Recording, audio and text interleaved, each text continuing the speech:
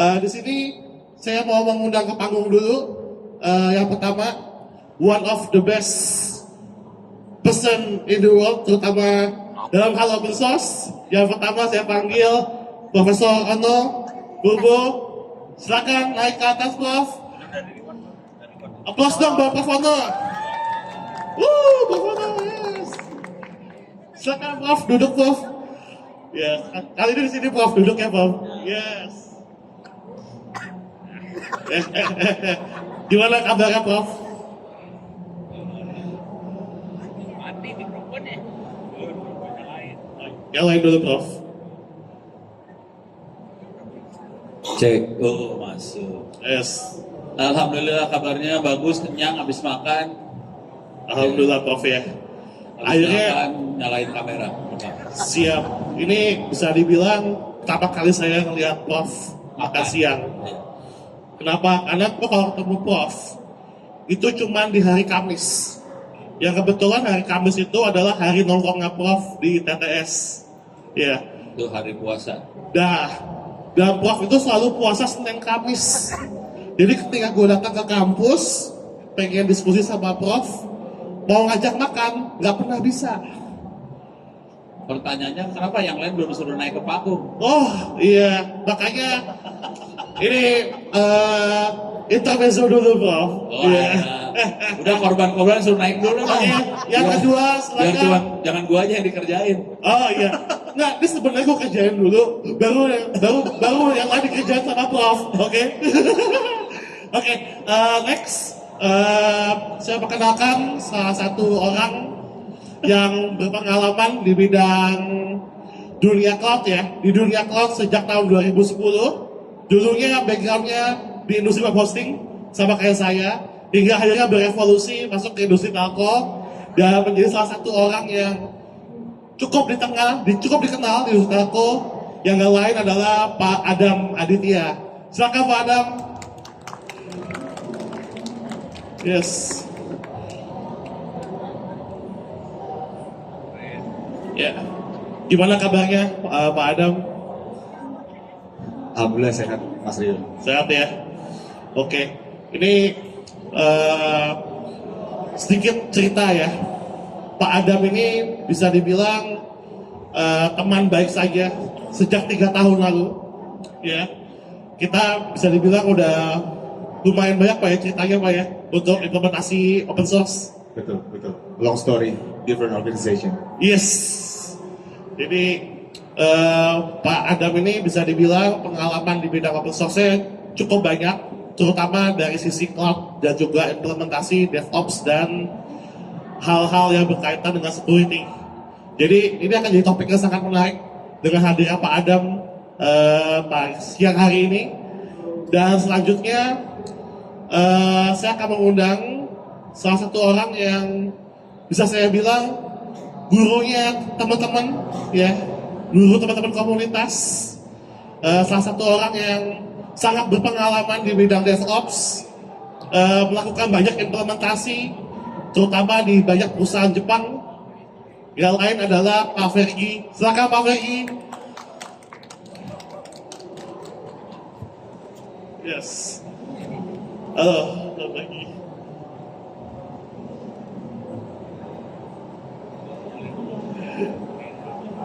Oke, halo Om Fergie.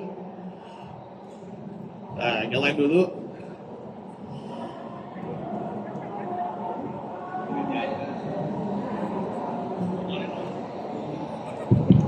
Cek, ya, alhamdulillah baik Mas Rio. Yes. Gimana Om Fergie? Kabarnya sehat ya? Alhamdulillah masih sehat saat ini. Jadi, gue mau cerita dikit. Pak Fergie ini dulunya timnya Pak Adam. Dulunya timnya Pak Adam. Bisa dibilang kita punya cerita lumayan banyak Pak ya tentang implementasi OpenStack di Indonesia. Betul. Ya, sangat dari awal kemudian dari awal yang sangat rumit hingga bagaimana bisa menyelesaikan masalah dengan baik gitu ya. Yes, oke. Baik kalau gitu, yang paling terkenal di sini nih kebetulan saya ingin mengundang Pak Tri Febrianto Nah, Pak Febrianto ini bisa dibilang salah satu orang yang, wah, saya tahunya dari Pak Hendra Suryakusuma nih kebetulan. welcome Pak Febrianto. Yes. Gimana kabarnya Pak Febri? Cik, kalau kabarnya selalu luar biasa gila tapi. Iya. Nah, ini mentalitas teman-teman IT di Indonesia. Kalau nggak luar biasa gila Pak ya. Ya, malam satpam ya Mas ya. Oke, saya Ya, izin dia duduk. kalau ini ya, kalau di Cina dia jadi Tuhan loh. Kenapa Pak? Lihatin belakang namanya, si. Itu si itu kalau di Cina Tuhan. Ya kan? Si Jinping itu, wah, ini Beda masih, bro, beda. masih keluarganya Tuhan. Untungnya saya lahir di Jawa Tengah bro. Oh, Aman, aman bro. Wah, Jawa Tengahnya di mana nih Pak? Rahasia Mas. Wah, ya kok rahasia ini? Nanti disoceng saya Mas. Wah, awasin nanti saya. Wah. Oke, jadi Pak Febrianto ini bisa dibilang salah satu ahli security di industri di Indonesia. Bisa lihat ya, mungkin sertifikasinya yang pertama ada CEI, CEH ya, C ya, atau Certified Ethical Hacker. Wah, ini kita punya pengalaman luar biasa hari ini. Berarti punya kesempatan kita hari ini untuk banyak nanya sama Pak Febrianto hari ini berarti ya. sertifikat yang terakhir yang tadi yang si Jinping nah itu. Waduh. Oh iya, kemarin habis dari Cina, aku dikasih pakai. Iya. Waduh, bahaya ini. Oke. Mungkin saya izin intro dulu teman-teman ya, terkait dengan diskusi hari ini. Jadi hari ini kita bakal ngebahas tentang bagaimana cara kita bisa menciptakan kedaulatan data, ya. Namun dilakukan sepenuhnya dengan apa? Dengan kemampuan lokal talent kita. Yang pasti adalah kedaulatan data itu kita nggak cuma ngomongin masalah data kita ada di Indonesia. Tapi kalau kedaulatan data kita juga ngomongin bagaimana caranya data kita supaya bisa dikelola oleh orang Indonesia. Itu prinsipnya. Dan kalau kita ngomongin data, kita akan ngomongin yang namanya teknologi infrastruktur. Yang dimana teknologi infrastruktur itu kita kenal sebagai teknologi cloud computing. Ya, ngomongin soal cloud, di sini teman-teman cukup familiar nggak dengan konsep cloud computing sejauh ini? Cukup paham ya? Mungkin kalau kita ngomongin cloud computing, dulu tuh kita tahu tahun 2010 itu adalah industri hosting. Ya, dimana para pelaku UMKM, pelaku bisnis pada masa itu kalau mau punya website itu harus diupload ke data center yang dikelola oleh perusahaan hosting. Betul ya? Dan dulu kita ingat banget mungkin teknologi yang dipakai oleh teman-teman 10 tahun lalu atau 15 tahun lalu itu menggunakan cPanel. Ya. Dan mungkin 15 tahun lalu kalau kita punya website atau punya aplikasi itu formatnya masih PHP dan di-upload file PHP-nya ke web server. Ya. Cuman itu dulu ya. Sekarang semuanya mulai berkembang dan mulai berevolusi. Dan pada akhirnya mulai muncullah konsep-konsep baru yang namanya Central Cloud dan Edge Cloud. Apa nih? Ini teknologi apa gitu? Jadi teknologi Central Cloud mungkin adalah teknologi yang sebenarnya berevolusi dari yang dulu namanya web hosting. Ya, atau kita ngomong hosting dulu di mana semua data itu disimpan secara centralized di data center. Dan dulu kita ingat banget, the only one data center yang dipakai oleh seluruh orang Indonesia adalah data center yang ada di cyber. Yaitu Cyber 1 ya teman-teman ya. Hampir semua perusahaan, baik itu perusahaan game, perusahaan telekomunikasi, semuanya routingnya ke cyber. Ya, kita ingat ya dulu ya. Makanya konsep itu kita kenal sebagai Central Cloud. Karena semua interkoneksi larinya ke cyber. Namun seiring berjalannya waktu, kita mulai sadar bahwa yang namanya Central Cloud itu sudah tidak se-ideal dulu. Kenapa? Karena penggunanya membludak, penggunanya mulai banyak, ya. Yang dulu internet mungkin cuma dipakai enterprise, ya, website cuma dipakai untuk B2B atau hanya untuk dipakai untuk main game aja di masa dulu ya, kita menggunakan central cloud. Tapi pada akhirnya sekarang cloud mulai dipakai untuk keperluan yang lebih spesifik, lebih dipakai oleh teman-teman UMKM, teman-teman yang ada di industri, bahkan sampai teman-teman yang ingin menjalankan kegiatan automation atau otomatisasi. Maka mulai dikenal dengan teknologi namanya edge computing, di mana proses komputasi udah nggak lagi dilakukan secara centralized, tapi sudah bisa dilakukan secara decentralized atau di tempat yang lebih dekat dengan pelaku usahanya. Implikasinya apa? Implikasinya adalah cloud bisa dipakai untuk melakukan yang namanya mungkin agrikultur, ya. Mungkin kita pernah lihat beberapa startup company mulai bermunculan untuk menggunakan IoT dengan agrikultur. Nah, itu kan salah satu penerapan teknologi edge computing. Lalu berkembang lagi teknologinya untuk keperluan apa? Misalnya untuk keperluan apa lagi, Prof?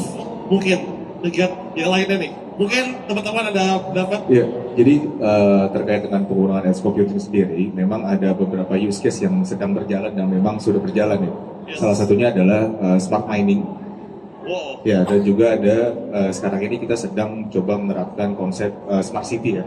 Jadi integrated edge computing yang ditaruh di near edge atau yang di dekat dengan BTS telco, Yes.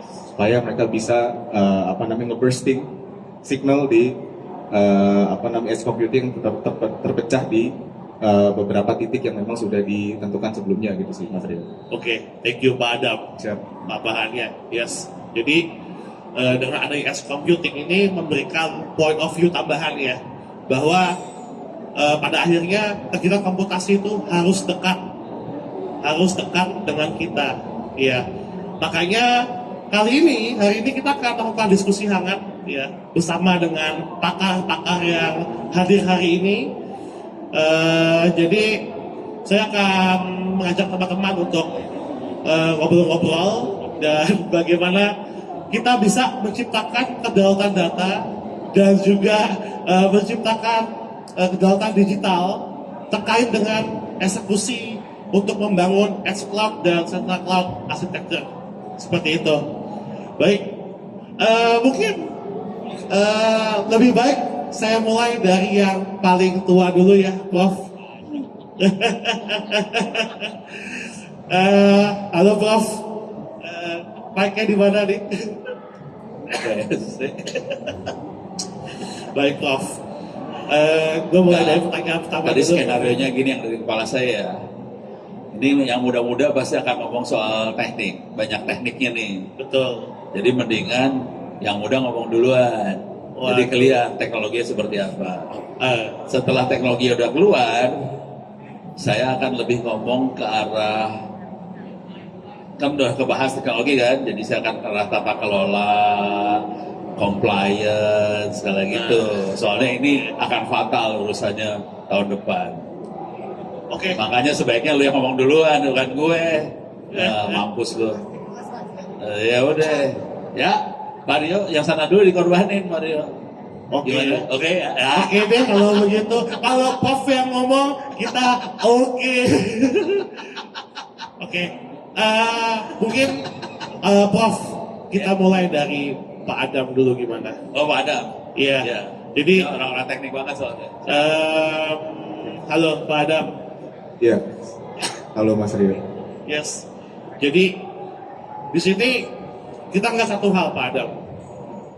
Kalau kita ngomongin masalah ngebangun edge computing, kita ngomongin masalah kita ngebangun central cloud, sudah seharusnya kita ngomongin kepada orang yang sudah menjalankan yang lebih dulu. Ya, ya. Betul ya. Dan di Indonesia bisa dibilang orang yang menjalankan konsep ini dengan sangat baik, udah pasti adalah perusahaan telco. Ya, ya. Betul ya. Betul, Mas Rio. Oke, mungkin boleh Anisha, Pak Adam, kira-kira bagaimana sih implementasi yang ideal terkait dengan teknologi edge cloud dan juga central cloud di Indonesia? Mungkin boleh saya persilakan Pak Adam. Oke, kebetulan saya punya satu slide gitu ya, yang mungkin bisa sedikit menjelaskan terkait dengan overall arsitektur yang umumnya kami gunakan di telco ya, teman-teman. Mungkin slide-nya, udah kebuka. Ya, ya, ya. Oke, siap. Sorry.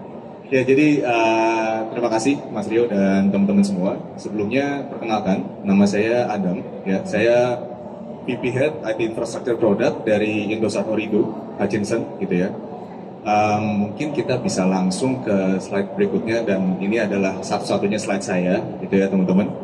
Jadi kalau bisa saya gambarkan secara singkat, simple dan padat gitu ya teman-teman. Jadi kita telco itu berusaha menyatukan semuanya dalam satu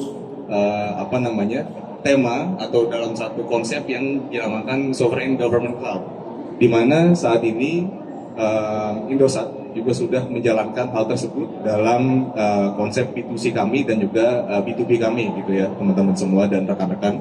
Jadi kami di sini membuat satu government cloud dengan Telco Managed Backbone, di mana ini adalah satu-satunya cara bagi kita untuk merebut kedaulatan data yang memang agaknya sudah sedikit berkurang ya teman-teman semua dalam dalam hal ini. Nah, di sini bisa dilihat teman-teman. Jadi mungkin saya nggak akan terlalu teknis, dan di sini saya hanya ingin menjelaskan sedikit terkait dengan konsep govern dan juga edge cloud di sini ya teman-teman. Jadi kalau bisa dilihat secara garis besar, di sini konsepnya sebenarnya sudah diterapkan sebelumnya sama government kita gitu ya, dengan konsep PDN atau Pusat Data Nasional, dan juga ada PDNS Pusat Data Nasional Sementara. Dan di sini konsepnya sebenarnya kita hanya meleverage dan juga memperluas konsep tersebut menjadi regional government cloud, di mana di sini nantinya gitu ya, semua pusat data itu tidak hanya centralized ke dalam satu government cloud, tapi dia terpecah ke masing-masing regional atau daerah atau kota-kota yang memang butuh edge computing atau near edge cloud yang bisa langsung berhubungan dengan centralized government cloud di pusat, entah itu di Komdigi atau di kantor-kantor yang memang ditunjuk oleh pemerintah, kurang lebih seperti itu teman-teman. Nah, di sini memang secara garis besar telco perannya cukup vital karena kita punya beberapa jaringan dan juga network yang cukup luas. Kita ada ada DWDM, kita di sana ada 5G juga. Kalau misalkan kita berbicara soal rural area gitu ya, jadi rural area yang memang tidak tersentuh oleh optik dan juga mungkin oleh koaksial, kita bisa put 5G NR atau New Radio di sana, kurang lebih seperti itu teman-teman. Sebenarnya ini sudah kita coba terapkan juga di beberapa project yang memang sudah kita jalankan sebelumnya di beberapa telco juga yang mungkin mirip-mirip ya. Jadi konsepnya adalah di mana kita membuat satu 5G connectivity di sana digabungkan dengan small edge compute untuk ngelempar analitik atau di upstream ke cloud yang ada di entah di pusat atau di public cloud ya gitu. Jadi memang konsepnya kurang lebih simplifying dari konsep yang sudah ada, kurang lebih seperti itu teman-teman. Nah, di sini kalau yang saya lihat sendiri memang ada 3 hal ya yang memang harus kita jalankan. Yang pertama adalah yang sudah pasti, gimana caranya government ini bisa mencentralize semua proses yang ada di edge cloud dan juga di central cloud mereka, yaitu dengan cara yang sudah pasti adalah orchestration dan juga governance platform. Di mana di sini kalau misalnya kita pahami bahwa ketika kita menggunakan satu teknologi, itu kemungkinan besar teknologi itu akan mempunyai adaptability yang bervariasi di masing-masing daerah. Contoh misal di central cloud ini, kita katakanlah pakai salah satu brand gitu ya, entah itu open source ataupun tidak. Nah, di edge cloud ini kita pakai solusi open source misalnya open.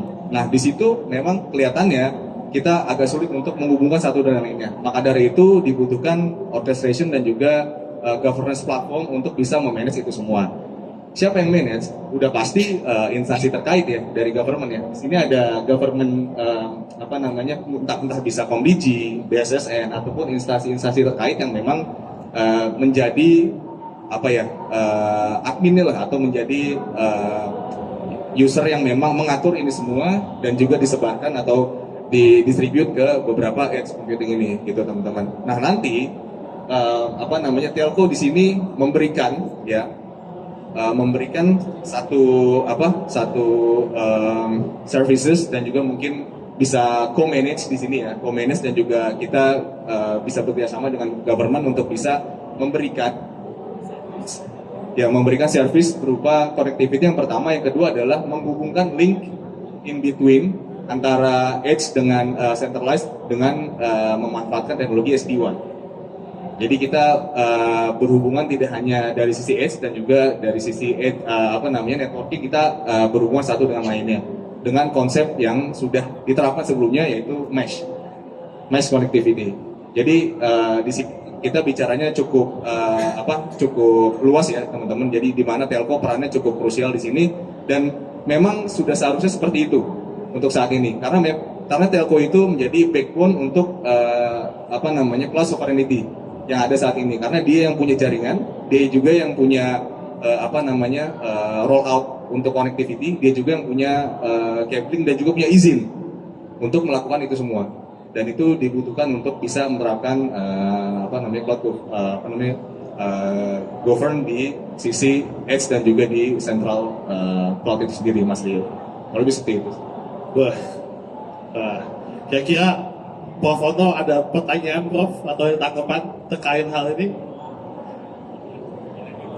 Oke, jadi so far ini luar biasa nih Pak Adam untuk sharingnya. Dan satu sedikit tambahannya Mas Rio terkait dengan itu. Jadi yang kedua adalah mungkin dari interoperability ya. Jadi kalau kita bicara soal interoperability itu kita bicara soal open standards dan juga beberapa open source yang kita terapkan di sana pun itu menjadi salah satu hal yang penting. Kenapa? Karena memang kita butuh satu standarisasi API yang nantinya bisa distribute ke masing-masing vendor. Kalau misalkan mereka mau contribute ke sana, kalau seperti itu. Dan yang kedua adalah konsep yang kami bawa adalah gimana caranya kita bisa bikin policy as a code.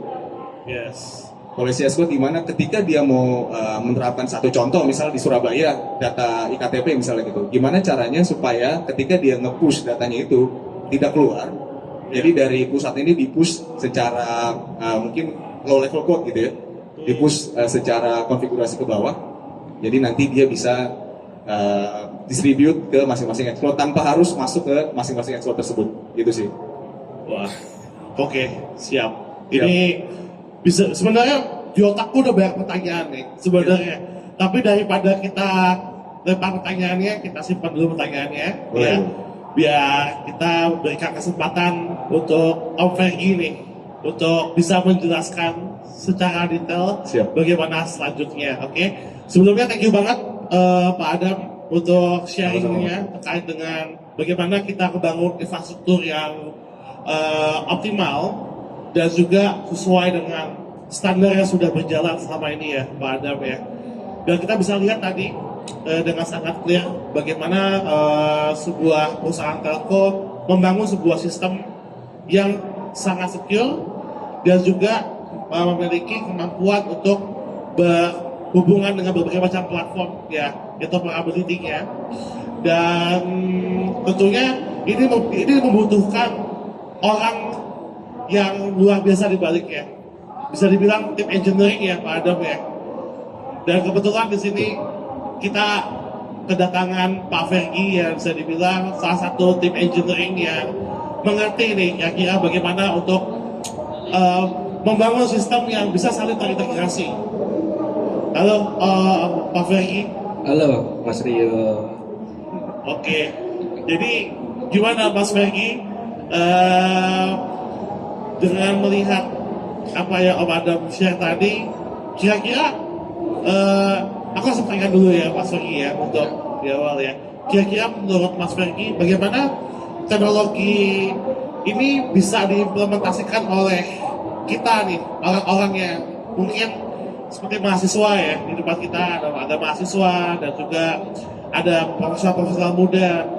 Apakah hal ini memungkinkan untuk dilakukan nih, Mas Fergie? Oke, iya.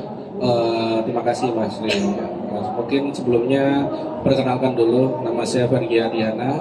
Saya di sini bekerja di perusahaan Jepang ya, swasta, mungkin lebih dikenal ke Fujitsu ya, seperti itu, dan sebagai Service Delivery Manager dan Technical Operation Expert gitu. Oke, untuk menjawab dari pertanyaan Mas Rio, sebenarnya dari saya sendiri untuk bagaimana bisa menjawab itu kan kembali lagi langkah dari industri atau industri telco ya untuk membangun backbone itu sendiri. Satu, kedua regulasi yang ada dipersiapkan oleh mungkin Komdigi dan lainnya. Yang ketiga dan yang tak lain penting adalah bagaimana kita bisa mengajarkan ya ke para mahasiswa dan bagaimana memberikan ilmu untuk bagaimana membuat sistem ini berjalan dengan semestinya, seperti itu. Karena seperti yang kita tahu ya, di Indonesia kita sungguh kekurangan manpower ya, yang berkualitas gitu ya. Dan seperti yang kita tahu sendiri, mungkin yang paling banyak hanya di sektoral aja gitu, terutama mungkin di perkotaan. Kalau sampai kita ingin ke tingkat sampai ke perdesaan seperti itu, nah itu bakalan ilmunya akan berbeda jauh nih. Nah di situ kita mungkin akan menjawab bagaimana sih tantangannya, kita mengajarkan bagaimana kita tetap mengupdate ke mereka seperti itu ya. Nah berkaitan untuk data sovereignty ini adalah kita mungkin mengenalkan dulu di cloud gitu ya. Bagaimana cara kita cloud ini bekerja dari sisi public ataupun private seperti yang mungkin sedang dipersiapkan oleh pemerintah ya gitu. Dan bagaimana kalau kita nge-backup ataupun kita lagi data ini berpindah ke public cloud, apakah nanti akan bermasalah gitu ya. Nah kenapa permasalahannya gitu, nah ini kan kembali ke kepemilikan data itu sendiri itu sih. Siap Pak Adam, Pak Fergie.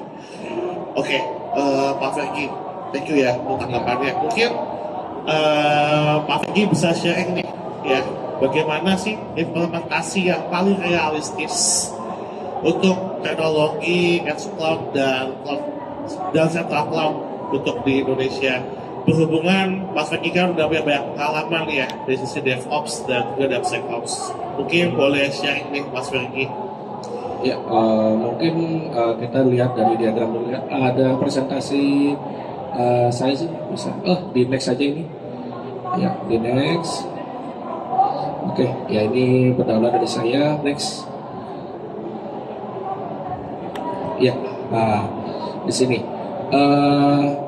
Di sini adalah berkaitan dengan edge to central architecture cloud ya gitu ya. Mulai dari sebelah kanan ada central, ada region, ada far edge sampai near edge gitu ya.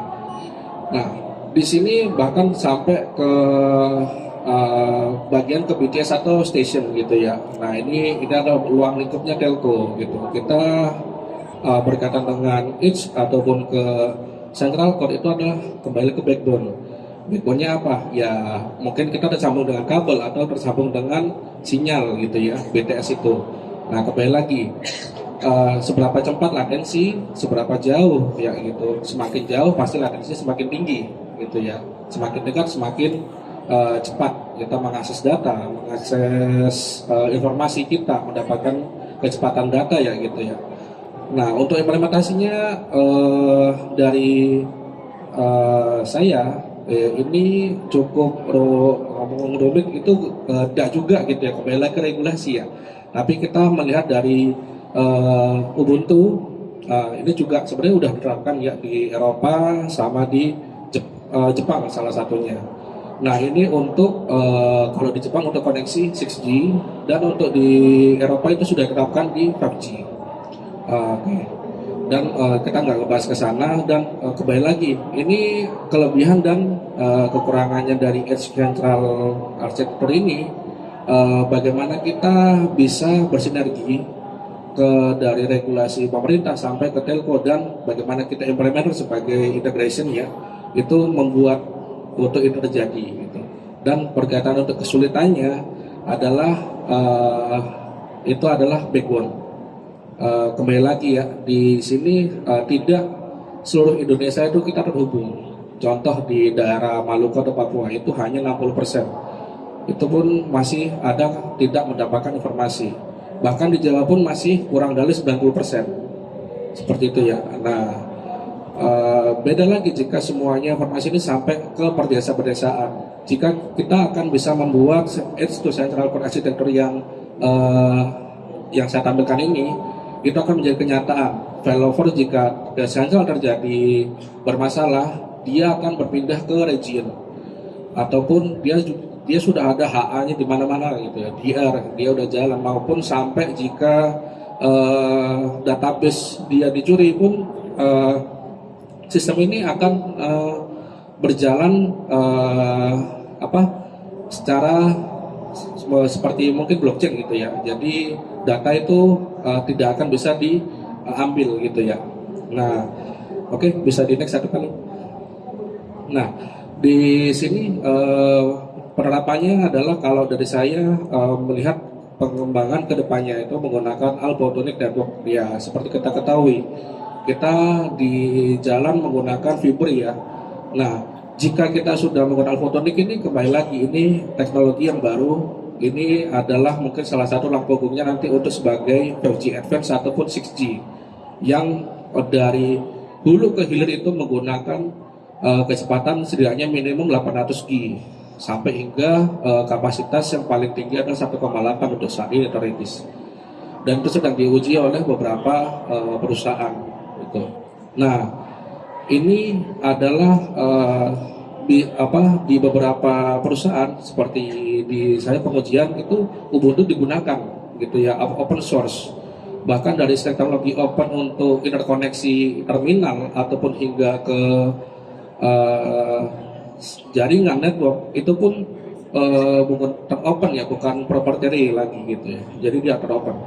Dan mulai yang disukai dari Ubuntu ini ada supportnya ya kalau dari saya itu karena hingga 12 tahun dia mensupport dari sisi aplikasi, software hingga ke infra gitu.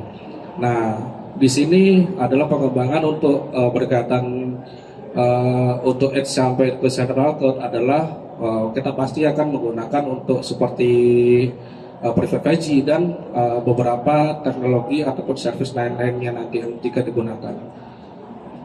Ya, mungkin saya cukup seperti itu aja, Mas Rio. Oke. Siap, Pak Fergi.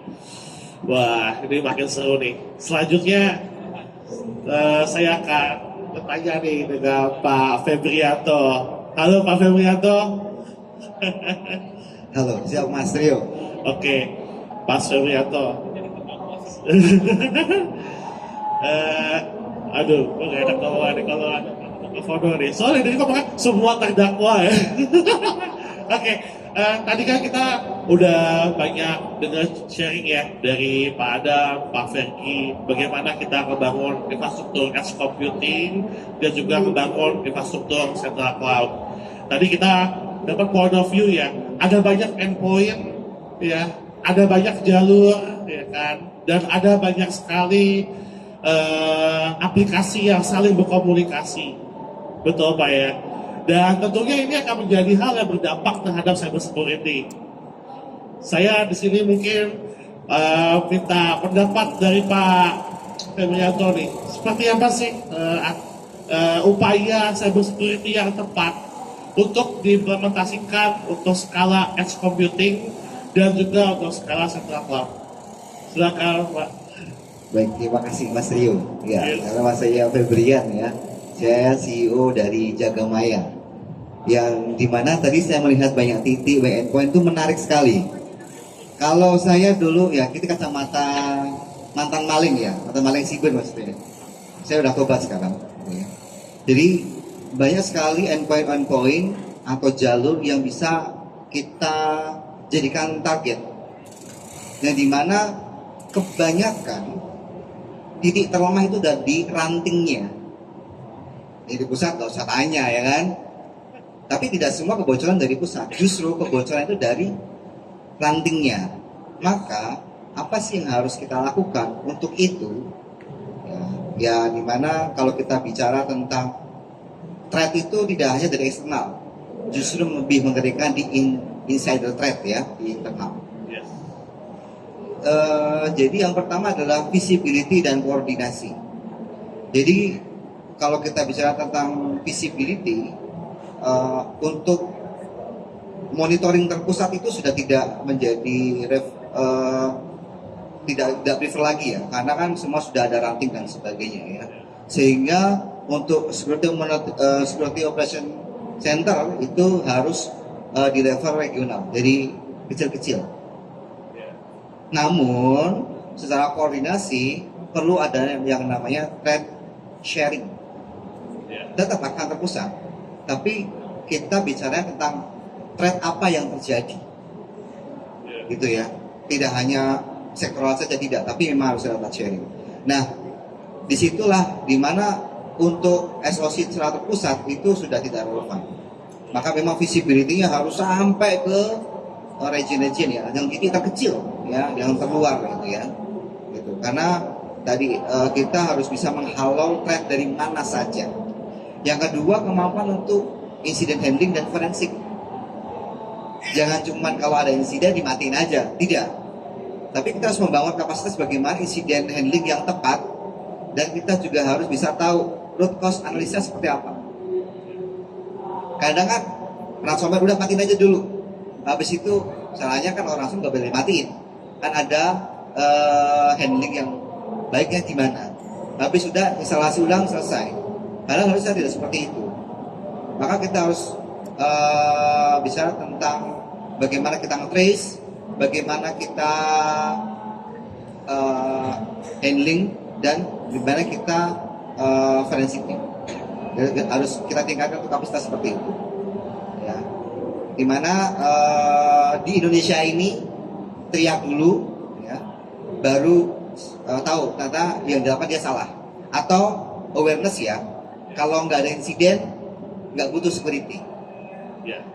Begitu kan? Selalu Itu begitu. Prof. Ono? Oh, doa kita. Berarti doa kita siapa tahu kita jadi krisis gitu ya. Pada tahu ya kan? Jangan sampai tapi. Nah, kemudian yang terakhir adalah kemandirian tentang teknologi. Banyak sekali teknologi yang kalau kita bicara kedaulatan data, kalau kita masih demanding ya, atau tergantung sekali dengan teknologi luar, apa arti kedaulatan data atau kedaulatan siber Indonesia? Begitu ya? Ya maklum. Kalau kita bicara tentang talent Indonesia, nggak kurang-kurang kok. Hacker juga kemarin Pak Purbayo udah pakai katanya gitu kan? Waduh. Iya kan?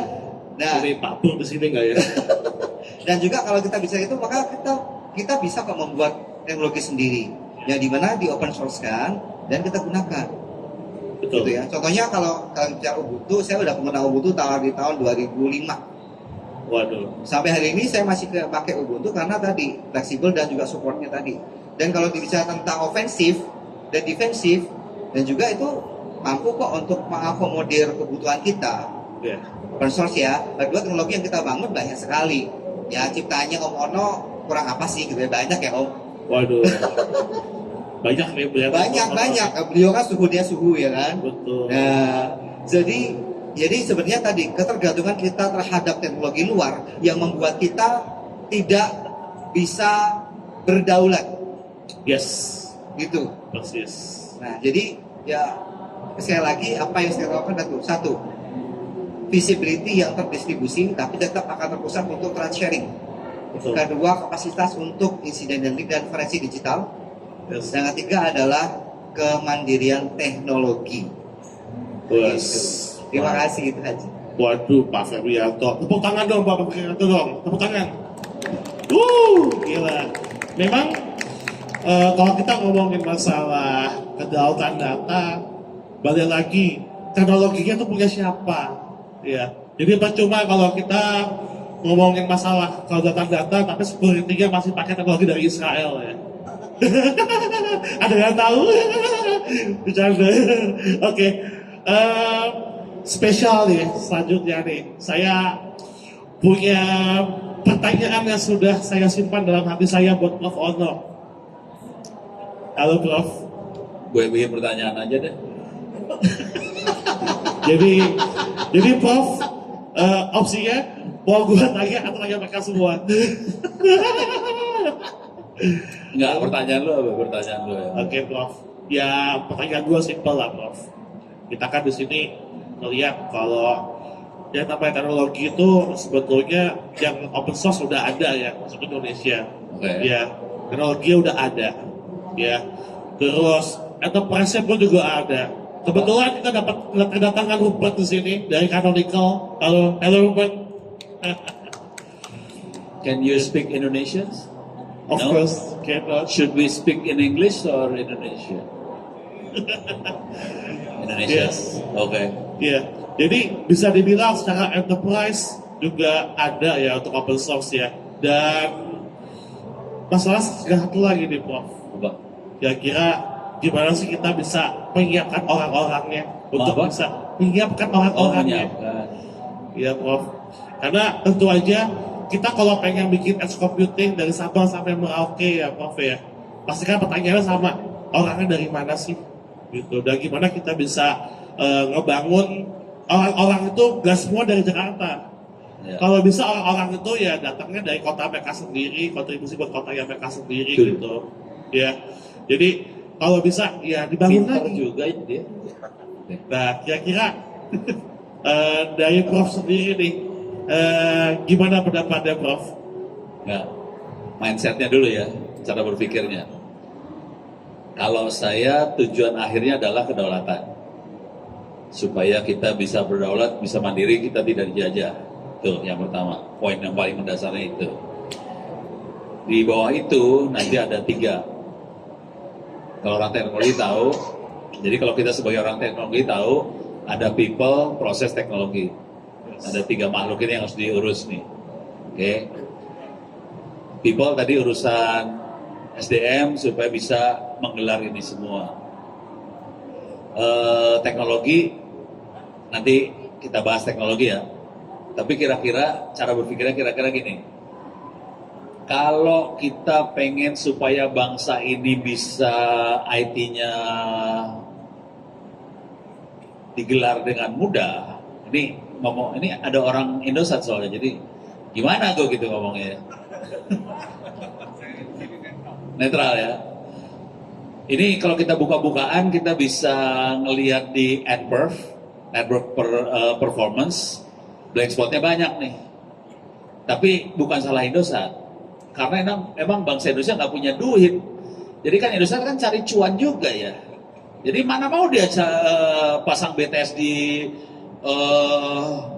desa di sana yang nggak ada duitnya. Jadi sah dia sih sebetulnya. Konsekuensi dari situ kita kondisi koneksinya yang bagus yang pasti di kota-kota besar. Kalau kita mau sampai daerah kita bonyok. Konsekuensinya pilihan teknologinya mau nggak mau lebih banyak kalau kita mau gelar satu republik edge computing sih. Kalau yang central computing oke lah, data center pasti jalan. Mau pakai berapa tadi kecepatan lu 1, sekian gigabps itu oke lah. Tapi kalau kita udah mau direct sampai desa, mau nggak mau kita kalah edge computing. Ini jujur, yang saya kerjakan adalah saya bikin hard disk, isinya perpustakaan digital, isinya e-learning, ada tryout buat SD, SMP, SMA, semua mata pelajaran, ada Wikipedia, bentuknya hard disk dikirim. Edge computingnya bukan edge computing, hard disk computing. Gua kirim ke sekolah-sekolah di kampung-kampung, di NTT segala macam. Karena kagak ada sinyal di sana, udah jalan di sana. Oke, dengan perjuangannya ya. Perjuangannya kira-kira gini lah. Ini hard disk sampai di sekolah. Terus dicolokin di komputer sekolah supaya jadi server, difoto sama gurunya kirim mail ke saya, Pak Ono, Windows-nya mana ya? Ayo. Udah sebagai orang server kan, gue bilang masukin username-nya Ono, password 123456, tulis if config, saya pengen ngecek IP address dong. Yang dia kerjakan apa ini kondisi udah login titik 2 ya. Yang dia kerjakan tulis if config, dia tulis if config enter, udah gitu balik lagi kan layarnya terus difoto. Pak Ono kenapa balik lagi ya? Perjuangan gua sampai saya kayak gitu tuh urusan teknologi, jadi kita enak sih ngomong edge computing. Kenyataan hidupnya tidak seenak itu gitu, karena teknologi SDM-nya parah. Nah, ini saya ngomong sedikit aja, spill SDM dikit karena waktu kita juga sempit ya. Urusan SDM, saran saya, ini saya harus berterima kasih pada Ubuntu yang sudah bikin bootcamp di ITTS, keren banget. Mudah-mudahan nanti disusul sama Indosat, sama yang lain bikin bootcamp juga di ITTS. Tapi jangan ITTS doang sih, seluruh kampus Indonesia. Kalau nggak kita lomba kurikulum lah. Ayo.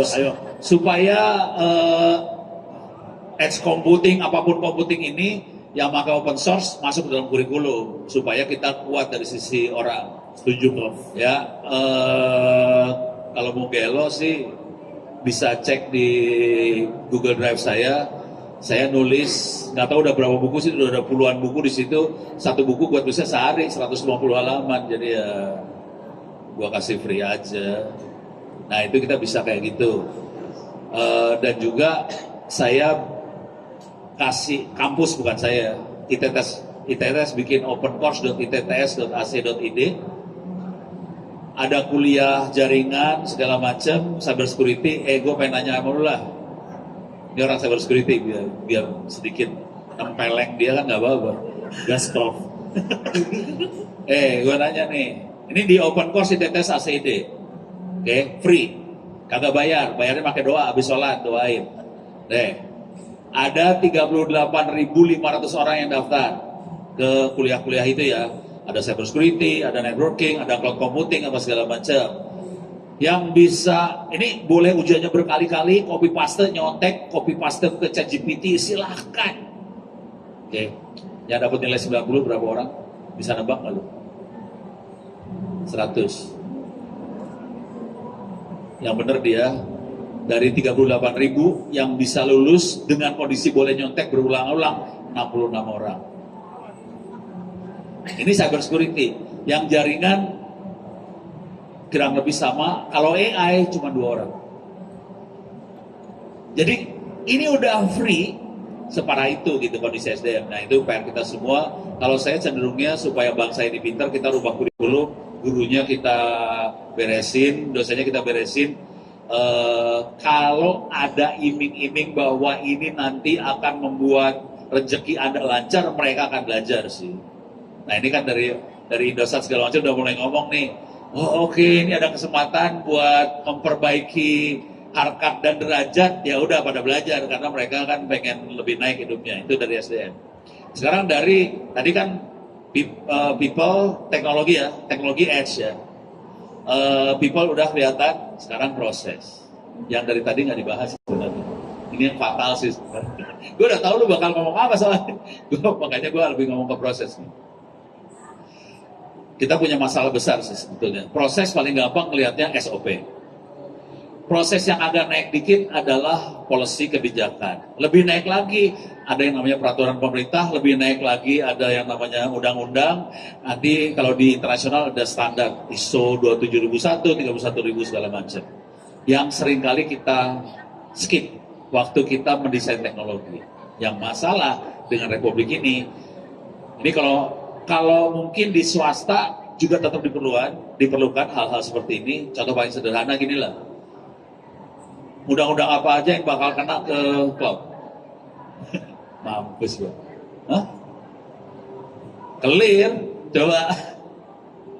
PDB kena, perlindungan data pribadi, apalagi? Ada POJK, ada. Yang pasti ada ISO 27000, 31000 ya, itu kena semua.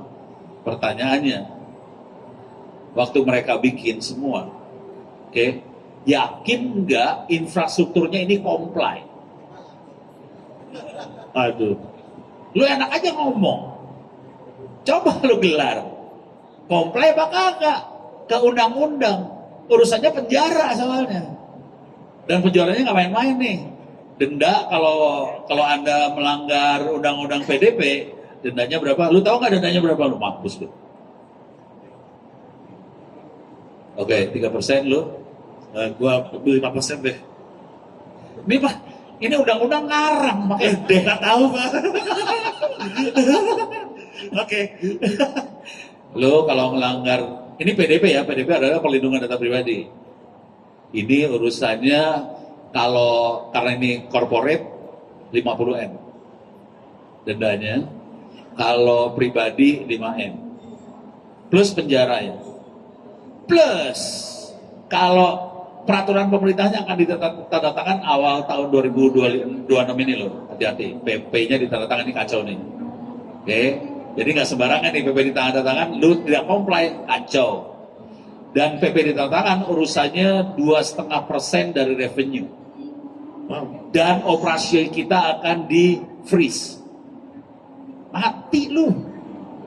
Nggak sembarangan ini kalau sampai operasional konsekuensi yang terjadi, kita harus bikin framework supaya semua yang menggelar infrastruktur bisa kita audit otomatis kalau bisa. Jadi harus ada teman-teman yang bikin audit otomatis, bisa bikin ranking, dia keluarin, tapi ada sih. Ada dan keluarin ranking nilai lu berapa segala macam dari ranking, dan ini sedang contohnya OJK punya cyber trust segala macam, dan itu akan ranking, dan ini udah ada berapa teman-teman yang mulai bikin ranking tadi. Nah ini harus aware bahwa ini bukan sesuatu yang main-main, ini fatal banget kalau tidak comply, urusannya nyawa banget, kita mati semua ntar. Jadi itu harus comply banget. Nah kalau mau iseng, buat teman-teman yang ada di sini semua, kalau mau iseng, ini bukunya lagi gua tulis sih sebetulnya. Mudah-mudahan dalam 1-2 hari ini selesai. Tuan gua kepaksa nggak nyelesain gara-gara gua ada di bangunan ini. Harus ngadepin lu pade. Nambah pahala, Prof. Apa? Nambah pahala. Iya, gua pahala tante lebih menarik sih.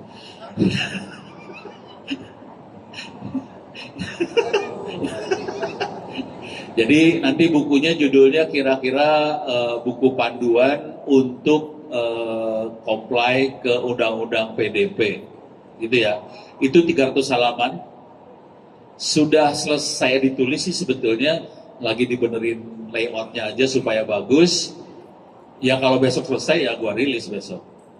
Itu. Jadi akan ada bukunya, buku yang tentang buat end user supaya aman, mengamankan data pribadinya sendiri juga, itu juga sudah dirilis, sudah lepas. Terus ada lagi beberapa buku lagi, contohnya bagaimana framework untuk melakukan penilaian. Jadi bagaimana mengaudit diri sendiri ya. Itu kalau baca bukunya nanti banyak skrip-skrip Python-nya ya. Jadi bukunya bukan cuma bukan cuma teori lah ya. Ada prakteknya. Ada praktek. Tapi gini nih, buat regulator, buat yang policy maker bisa baca daftar isi, ngerti lah. Tapi nanti sebagai policy maker, direktur, CEO, kan dulu C-nya banyak banget ya.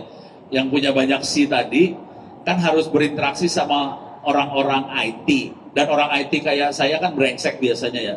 Kan harus berinteraksi, harus nego. Lu kerjain ini. Nggak bisa Pak. Ini kata buku, ini pakai skrip ini bisa, nah, mampus dah lu. Jadi disediain skrip-skripnya supaya mereka nggak berkutik semua gitu. Jadi buku itu akan ada, lepasin semua. Kalau kita bisa pegang buku itu, mudah-mudahan persiapannya lebih bagus. Jadi ini ngasih muatan SOP, bukan SOP kali ya, muatan senjata ke direktur, manajemen segala macam, supaya bisa tekan orang IT-nya supaya bisa comply. Soalnya kalau nggak comply, kolaps perusahaannya. Kira-kira gitu gambaran gedenya. Wah, ini luar biasa nih Prof. Ini Pasti dia waktu nanya kagak tahu gue bakal ngomong kayak gini gitu. oh, ini luar biasa sih Prof. Gila sih Prof. Prof Onno ini selalu 2 step ahead. Ketika kita mau bahas tentang regulasi, sebelum gua nanya, udah muncul bukunya. Terus last time ya Prof ya, waktu ngomongin soal AI di Timor Leste ya, ketika mereka minta presentasi, Prof buat apa? Buat buku. Ini ya ini Dan bisa- itu free ya, Yes. free. Bisa diambil di saya dikte aja ya. Alamatnya s.id/free-owp, nama gue, owp-ebooks. Kalau JKW itu bukan gue. Itu Joko Widodo. Kalau ini Widodo. Widodo. Oke. Jadi free, bukunya bisa diambil, bisa dibaca. Saya nulisnya, saya berusaha supaya nyelipin skrip-skrip buat codingan supaya manajemen bos bisa marahin IT-nya buat gerak. Kalau nggak IT kan parah. Saya nak jidat dia aja. Ya gue ngerasa lah. Oh, siap. Wow. Siap. Selanjutnya waktu habis. Kita punya waktu beberapa menit lagi. Ya lanjut. Belum ada yang marah-marah. Masih aman ya? Tadi Masih pembawa aman. acaranya belum datang lagi. Biarin. Yes, siap. Sama waktu masih ada, kita lanjutkan. Ya, siap ya. Oke, mungkin tadi kita udah cukup banyak ya ngebahas mengenai pertama mulai Bentar, lu kasih komen dulu dong. Tadi komentar gue gimana? benar. So. Ayo, please. Oke, komennya itu saya speechless, luar biasa ya. Gitu. Jadi komennya adalah kita diberikan tools, alat untuk kita bagaimana orang-orang dipaksa untuk security by design. Iya, Udah, iya. mau nggak mau, lu suka nggak suka Iya. ya kan, lu mau ngeles kayak gimana? Ini ada buku, ada contek. Ya. Udah. Kalau enggak urusannya 50M. Iya, kalau enggak kamu nggak kerja, kamu nggak usah kerja aja, Ya. gitu kan? Dan perusahaan akan di-freeze. Ya, Itu bahaya banget loh asli. betul. Dan itu tertulis di undang-undang. Mampus nggak lu? Iya. Oh, ada satu lagi yang bikin lu stres. Yang gue lupa. Belum kelar nih stresnya. Lu udah baca peraturan pemerintah yang SPBI belum sih? Belum. Walaupun mereka lagi ngerubah ya, jadi PMD apa itu ya, pemerintah digital ya. SPBI adalah sistem pemerintahan berbasis elektronik. Jadi maunya pemerintahnya pakai elektronik. Terus mereka lagi ngotak woro-woro jadi pemerintahan digital ya. Ya. Iya. Belum baca. Udah baca? Saya udah baca kok. Dia udah baca. Ini orang baik-baik semua deh. Gak baca kayak gituan. Mendingan gak baca deh. Tapi kalau nggak dibaca, nggak bisa jualan mereka profil. Nah, ya itu jadi masalah. Kalau lu baca, lu harus ngerubah bisnis proses lu sebetulnya. Betul. Ini ceritanya ya. Teks secara teknologi sah-sah aja mau pakai OpenStack lah, mau pakai LXD, mau pakai Kubernetes, mau pakai Docker, sah. Itu teknologi sah semua. Nggak ada yang salah di teknologi itu. Yang jadi masalah di bukan undang-undang ya, peraturan presiden SPBE eksplisit ditulis pemerintah harus pakai infrastruktur milik pemerintah. Mampus nggak lu? Mantap. Itu masalah itu. Bukannya kita data open source ya? Bukan. Maksudnya gini, kalau pemerintah mau bikin servernya walaupun kita pakai cloud, pakai OpenStack segala macam, tapi bare metal sama rak-raknya, sama ubinnya, sama kabel-kabelnya milik pemerintah. Waduh. Nah, ini mungkin jadi perlu ngerubah bisnis model yang ada di Ooredoo atau di Indosat Solution. Mungkin enggak itu jadi milik atau sewa beli. Nah, Kayak gitu. Nggak bisa. Ya, jadi karena peraturannya kayak gitu loh. nah, gimana nih Om Adam nih? Mungkin Om boleh cerita nih dari sudut pandang telco. Demen gue. Ini The second ini largest, stand-stand yang ada di sini, lapak-lapak yang ini puyeng kepala semua dah lu. Ini gue buka rahasia aja daripada lu ntar korbannya udah ada 5 orang masuk penjara soalnya. Ini ngomong beneran ini gue. Udah ada di penjara di Salemba nih. Ya, ngomong silakan. Ya, sebelumnya memang secara kontekstual gitu ya. Saat ini di Telco sendiri, benar kata Prof. Ono ya, masih memang bergantung dengan teknologi yang non open standards. Bahasanya kayak gitu ya. Nggak apa-apa sih, teknologi nggak masalah. Nah, untuk yang part kedua itu lease to own, sebenarnya dari sisi bisnis atau B2B ya, itu bisa-bisa aja, possible Bisa. sih Prof. Nah, sebenarnya possible. Cuma memang ada beberapa klausul yang harus disepakati antar kedua belah pihak, Iya. gitu ya. Jadi memang secara possibility memang ada kemungkinan bisa dijalankan, tapi memang kalau misalkan kita bicara secara proses yang ada atau BAU gitu ya, bisa business as usual, itu memang tidak lazim. Tidak lazim. Nah, Pasti. memang tidak lazim. Aneh. Nah, ya jadi karena itu spesifik use case yang memang terkadang ada yang request.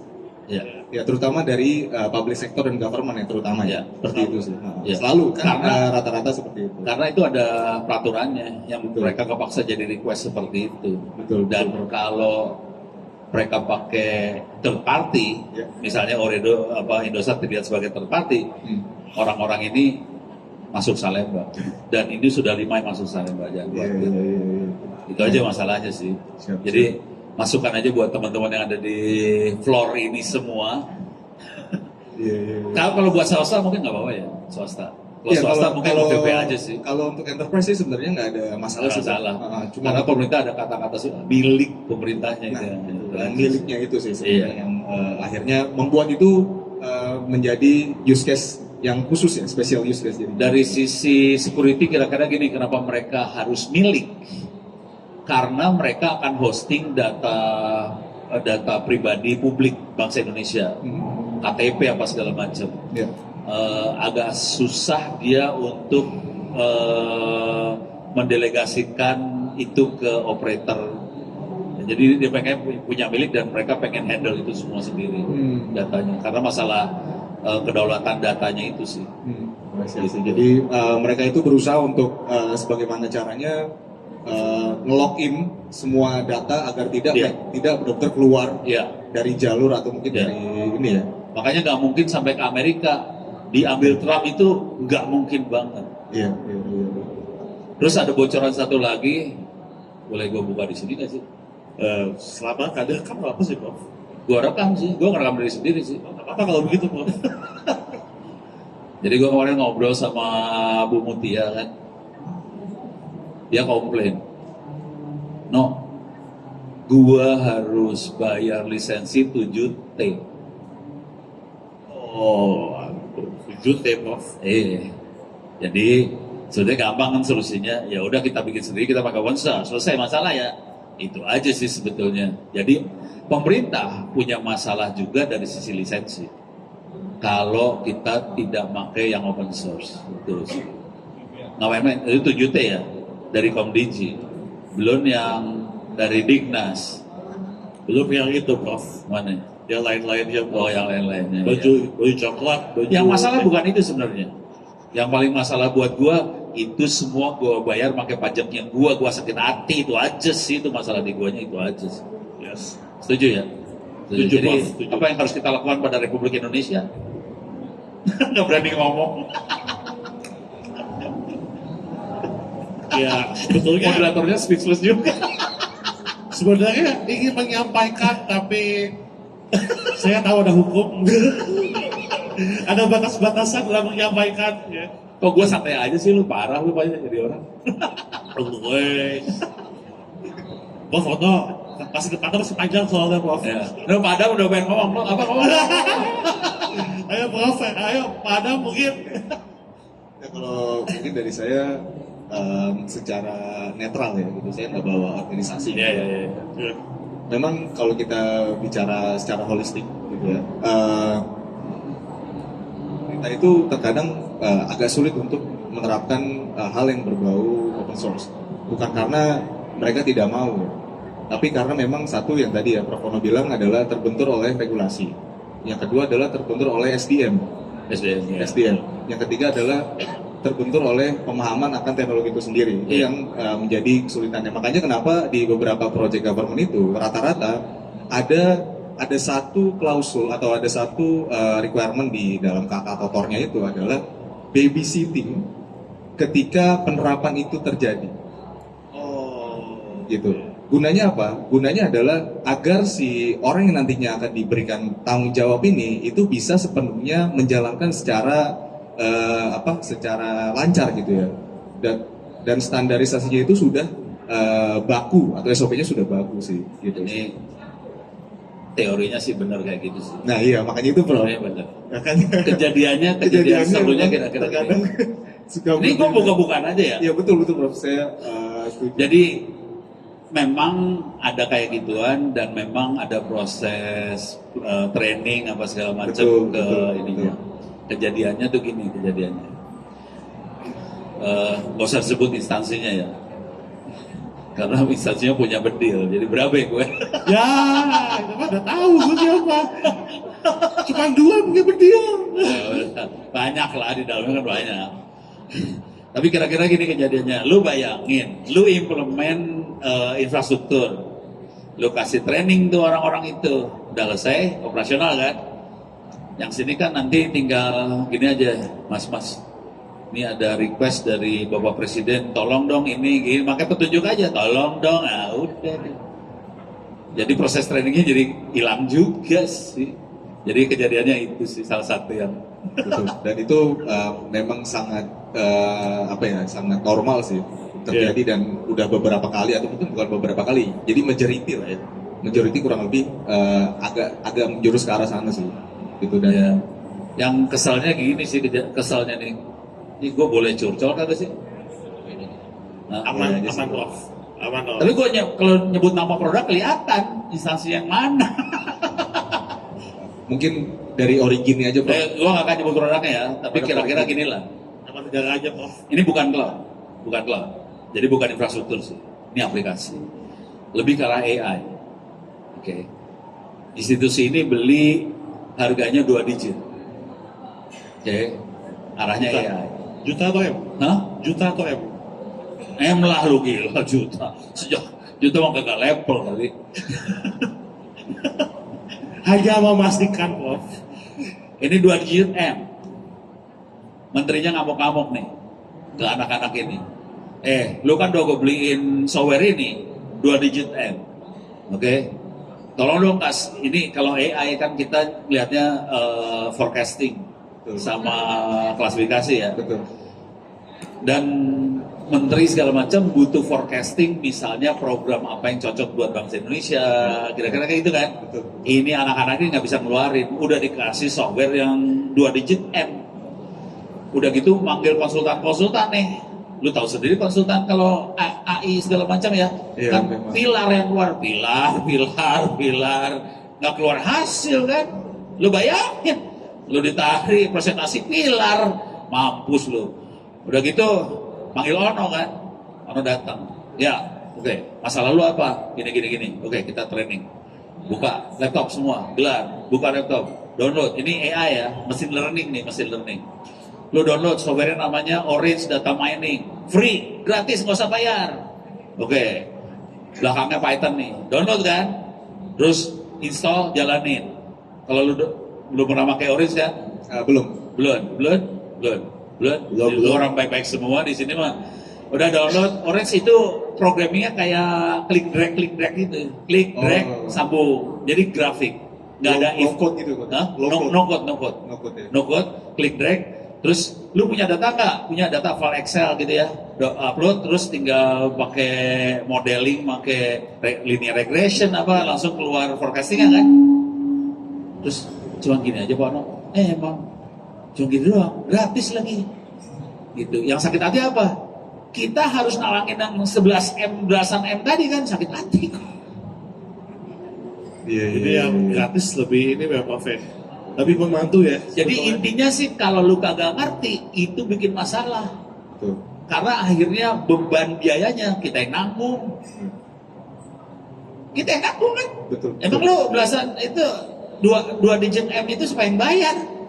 Bangsa Indonesia rakyat pakai duit pajak. Ini sorry aja gua ngomongnya rada keras ya. Aplikasi sebelumnya kepake Prof. Dibuang kayaknya. Dan Oh, itu baik. banyak banget. Jangan khawatir banyak banget kayak gitu.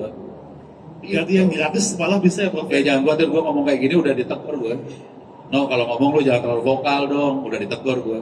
Jangan khawatir gua ditegur. Tapi emang bener sih Prof, banyak banget case. Gua harapan lu pada berani, lu masih muda. Kalau gua udah tua, tinggal mati doang gua. Tapi emang bener Prof, gila nih. Hah? Banyak banget orang bangun aplikasi Prof ya, itu nggak dipakai.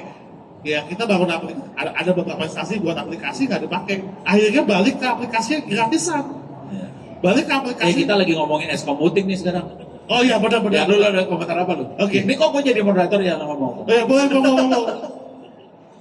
Sedikit komen aja. Berarti sebenarnya itu teknologi secanggih apapun kalau orangnya on tetap on aja ya. Iya. Yang pertama. Iya. Kedua adalah ketika orangnya on kemudian memutuskan, Wah, korbannya banyak. korbannya kita, iya Nah, banyak. padahal Dan sebenarnya itu duit lu. Lo iya, betul. Iya. Kita bayar pajak loh. Kita bayar pajak. Bayar pajak perorangan dan company ya kan, Iya. double ya kan. Iya. Double company pun ada pajaknya lagi gitu. Iya. Nah, makanya sebenarnya kan yang dibutuhkan Indonesia dibikin pinter orangnya. Habis itu dikasih duit untuk bikin produknya. Betul. Ya. Bener kan? Iya. Tadi lisensi 2, itu baru satu instansi. Saya pernah beberapa instansi lisensi cyber security ya, saya bilang ya. Itu 1 minggu, 1 bulan aja udah 1 digit M lah. Dikalikan saja itu baru satu tools. Belum yang lain. Iya. Itu duit semua kan? Itu duit semua. Kalau Iya. dikasih ke rakyat, ke teman-teman para researcher Iya. ya. Kita para- jadi gendut semua deh. udah gak gendut ya. Udah santai. Padahal kalau kita bicara tentang komunitas, gak cuma Ubuntu, tapi beberapa komunitas teman-teman cyber security, komunitas hacker itu masih ada banyak merah putih. Iya. Yang dimana terusnya tuh, silahkan pakai. Itu kalau di enhance, tambah AI lagi, Tambah. tambah machine learning lagi, Keren. deep learning lagi, itu jadi sebenarnya. Jadi, Ya kan? Singapura tenggelam, Malaysia tenggelam, Makanya kenapa? Taiwan nggak ada di sebelah situ soalnya. Makanya kenapa sebenarnya Indonesia itu memang kalau menurut saya itu disuruh jangan jadi inovator, Jadi apa?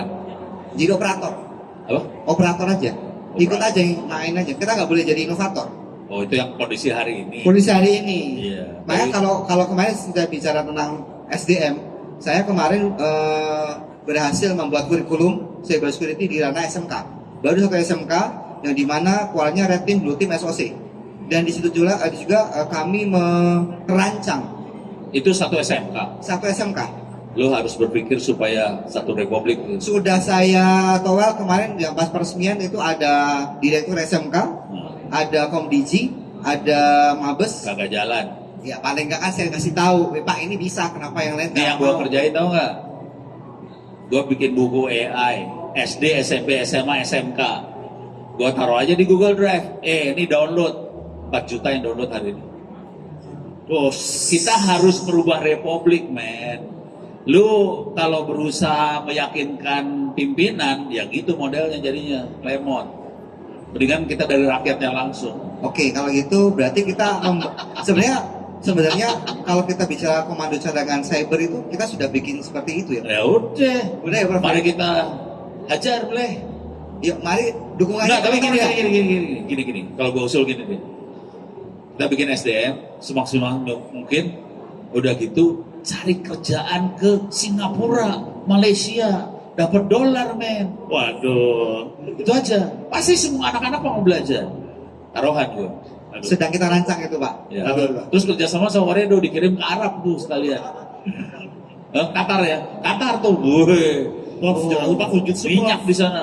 Di Jepang, Prof. Tuh Fuji tuh Jepang, woi. Ya kalau kemarin ngobrol sama beberapa profesor ya, pas ngobrol masa RUU KKS, ya, itu gapnya cyber security itu talentnya 8 juta butuhnya, 8 juta. Jadi sebenarnya bisa ya Pak ya kalau kita membangun SDM sendiri ya Pak ya. Ya tugas kita lah. Berapapun SDM-nya pasti kepake, tenang aja. Nih kampus gue. Ya. Bapak kampus saya SMK aja Pak. Ini kampus saya nih ya, kampus saya. Tapi Prof, ya balik sedikit ke topik nih kita Prof ya. Oh iya, oke. Balik ke topik. Tapi emang ngomongin soal cyber security, gue setuju banget ya sebenarnya. Kenapa? Karena kalau kita ngomongin tentang edge cloud dan central cloud, kita pasti ngomongin yang namanya teknologi cloud yang bisa dipakai di seluruh area Indonesia, ya dari Sabang sampai Merauke. Tentunya dengan kita implementasi teknologi seperti itu ujungnya adalah kita juga butuh orang yang bisa menjaga dan juga bisa mengamankan. Jadi nggak cuma 8 juta aja menurut saya, pasti lebih besar daripada itu. Cuma balik lagi ya Prof ya, gimana kita bisa meyakinkan pemerintah supaya bisa membuat atau mengintegrasikan kurikulumnya sesuai dengan kebutuhan industri. Dan balik lagi ya, Prof Oto di sini kita bareng dengan ITTS ya, kita juga membangun kurikulum terkait dengan cloud bareng-bareng, dan juga ITTS juga lumayan banyak ya Prof ya, ngebuat kurikulum terkait dengan AI dan juga terkait dengan security dan lain-lainnya. Oke. Teman-teman semuanya mungkin saya mau tanya teman-teman audiens semua nih, kira-kira ada yang punya pertanyaan buat para panelis kita hari ini? Ada satu dua. Oke. Dari orang Australia nih. Waduh, oke. Silakan Pak kalau begitu. Mungkin boleh perkenalan diri dulu Pak ya. Dari orang Australia. Ya, siap. Ya, Perkenalan selamat diri. sore semuanya, nama saya Niki.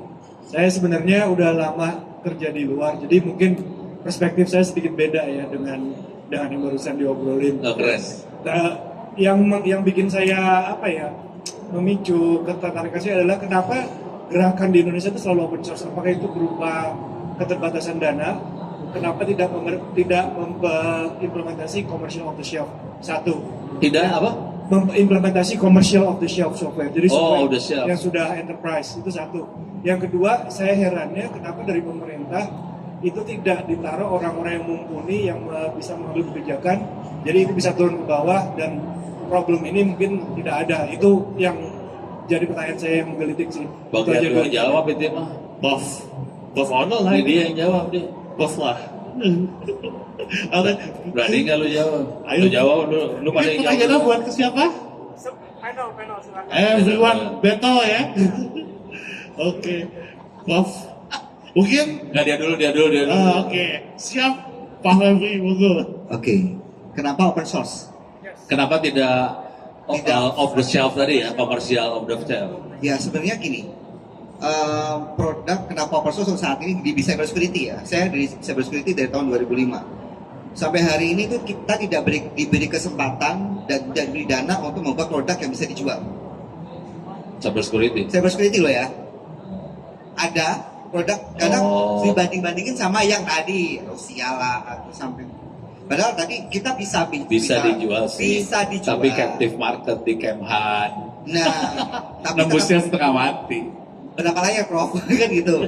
Tapi begitu. Jadi kalau kami memang kalau dari sisi teman-teman ya di sisi saya sendiri ya melihatnya adalah kita tidak diberi kesempatan untuk tadi jualan Pak. Padahal kalau untuk bicara tentang masalah teknologi nggak kalah. Apalagi kalau saya bilang karena saya mantan maling siber ya.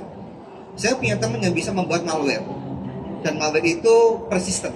Mau diapa-apain kalau nggak diganti device-nya, dia tidak akan yang namanya hilang.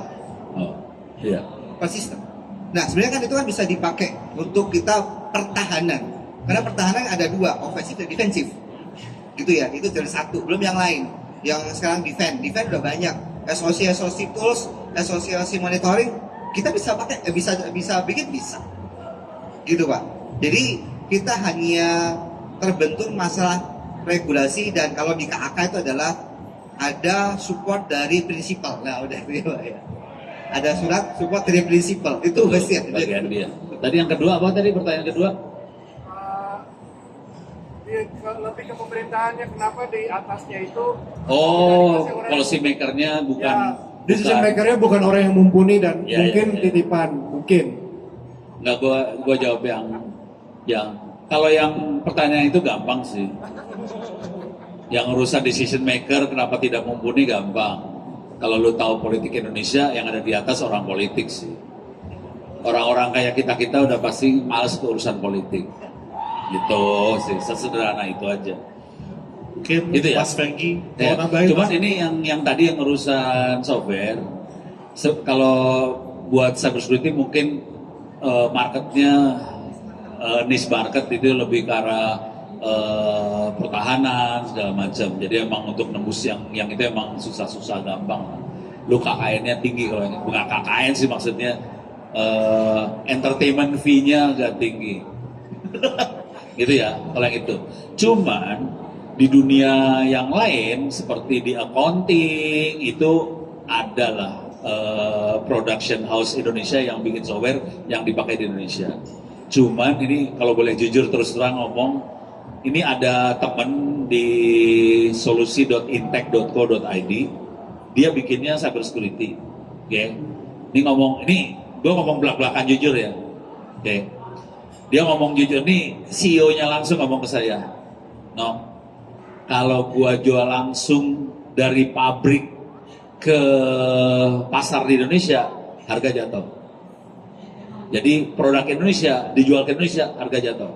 Yang dia lakukan apa? Dikirim ke UK, disablon, made in UK, balik ke Indonesia, harga 100-200 kali lipat lebih tinggi daripada direct. Jadi bangsa Indonesia lebih suka beli buatan luar sih, jujur. Dan kalau direct kita nggak bisa mengcover cost buat entertainment fee-nya, itu nggak dapat.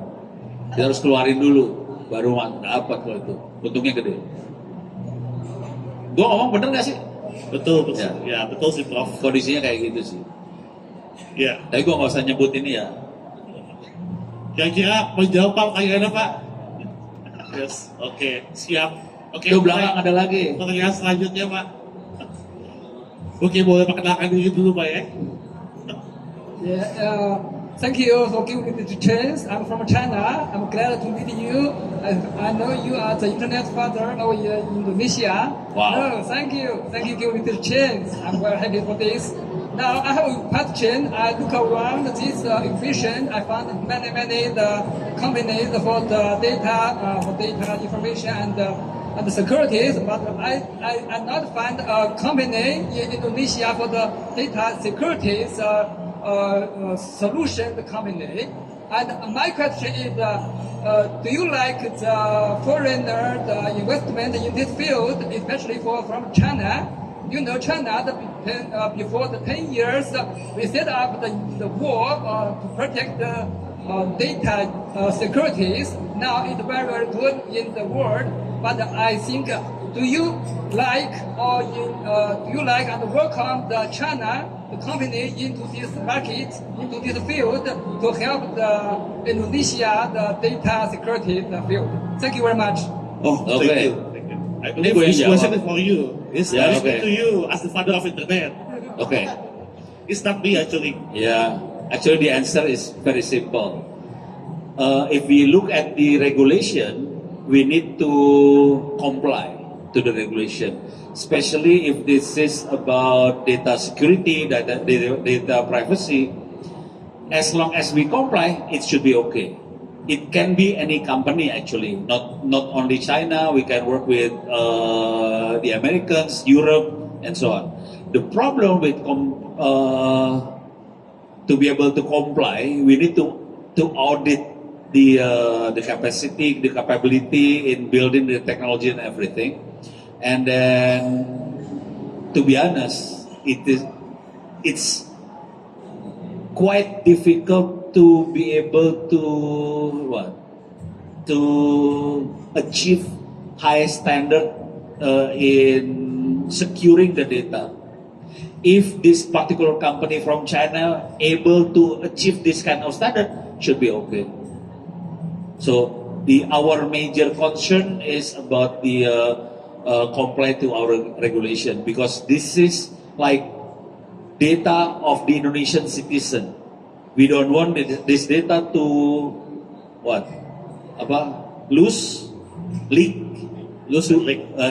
in the public internet, because this is dangerous. To be honest, today, right now, nearly every 2 days, our data leak to public, to dark web today, because of this kind of behavior of the. This is not Chinese company. This is the Indonesian government even. So we are in bad shape right now. So we need to increase the Indonesian company, Indonesian government capacity to be able to protect our data. So Thank you. Yeah. We hope we can collaborate, and we hope we can transfer both knowledge to countries. It should be okay. Sorry, this is China mainland or China Taiwan? Is it? Are you from? Oh, mainland. Okay, fine, no problem. Yes. Both actually okay for us. Yes. Yeah. Anyway, maybe in addition, we are really open to share the knowledge because you know that Indonesia is a developing country, right? And we are really keen to build a relationship in terms of technology. Of course, how we can, if we can learn something new and something better, so why not? Yeah, that's the point of view for me. Maybe in addition, Adam, do you have any feedback about the questions to give the overview, Adam? Yeah, so yeah, just leave it to go the feedback from you. Yeah. So so currently Indonesia, yeah, doesn't have the technology that really covered the specifically for the data security. We are the users of the platform itself. Yeah. But if you want us to collaborate and link it together, then we can do it. I mean, we're really trying to be crawling at the first. Yeah, we really trying to got the technology, got the knowledge about how to secure it, the data itself, and we built ourselves the platform that can be distributed across government, and also it also can be matched with our team right now, which is the Edge Cloud, which is really related to your team that our questions for the data security. Yeah.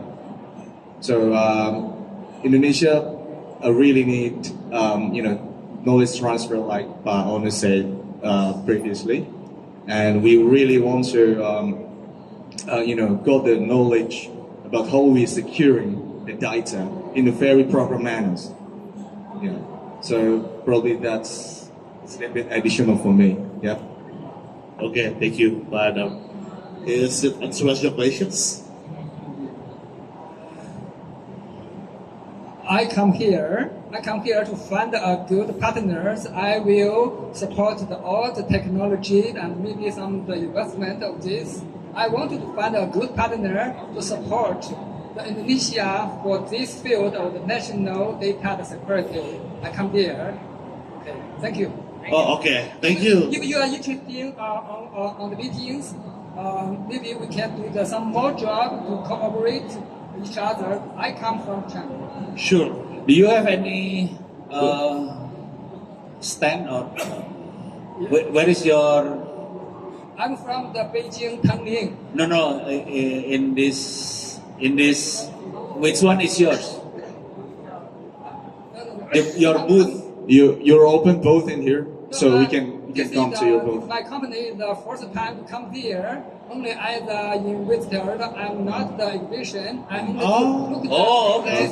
Find a good partner. Okay. Yeah. All right. So you are welcome to talk with these guys over here. Oh, If sure. if some company are interested in cooperate with us, I'm waiting for there.